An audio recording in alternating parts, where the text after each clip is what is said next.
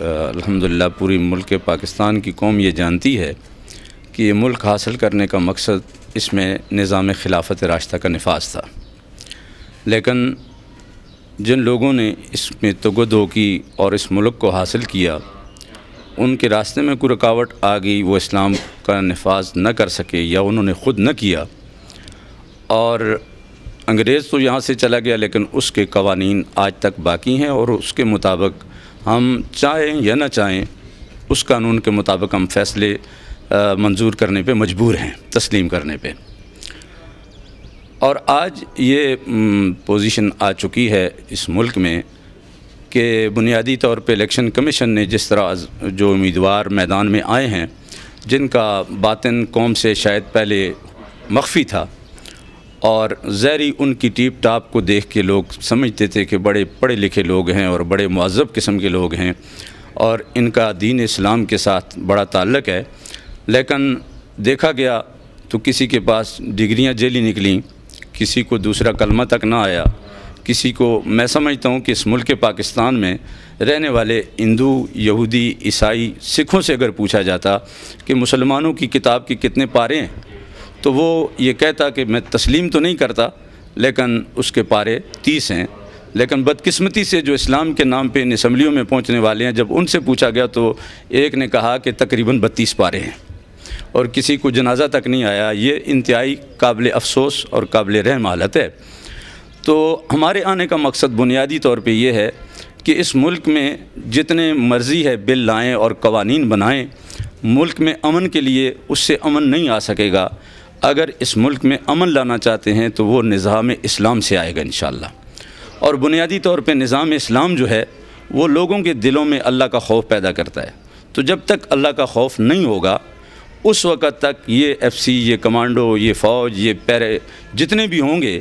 وہ امن قطعاً نہیں لا سکیں گے۔ اور اس کی میں ایک مثال خلافت راشدہ کے دور سے دوں گا کہ سیدنا فاروق اعظم رضی اللہ تعالیٰ عنہ رات کے پیرے میں چکر لگا رہے تھے، تو ایک دروازے پہ پہنچے تو اندر سے ماں نے بیٹی سے کہا کہ دودھ ملا دو، پانی میں دودھ ملا دو۔ تو اس نے کہا آپ کو معلوم نہیں یہ فاروق اعظم کا دور ہے؟ تو ماں نے کہا یہ رات کا وقت ہے، یہاں عمر کہاں پہ دیکھ رہا ہے؟ تو بیٹی نے کہا عمر نہیں دیکھ رہا، عمر کا خدا دیکھ رہا ہے۔ تو جب تک یہ جذبہ دلوں میں نہیں آئے گا، اللہ کا خوف نہیں آئے گا، تو اس وقت تک یہ ہمارے جو آئے روز قوانین بنائے جاتے ہیں امن کے لیے یا